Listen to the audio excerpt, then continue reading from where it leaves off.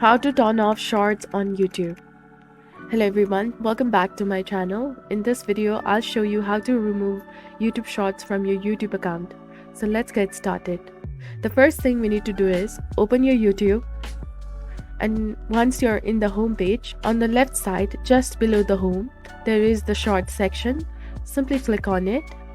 Once you get into the shorts section, you just have to click on the three dots of the video and select the option of not interested, and do this for each of the videos that appear here until they no longer show up. Once done, we'll go back to the main YouTube page and refresh the page, and this way if we scroll down, we can see that the short recommendations have disappeared and no more videos appear. That's it guys. I hope the solution has worked for you. So this is basically on how can you turn off shorts on YouTube. If you found this video helpful, do not forget to like, comment, share, and subscribe to the channel for more amazing contents. Thank you. See you in the next video.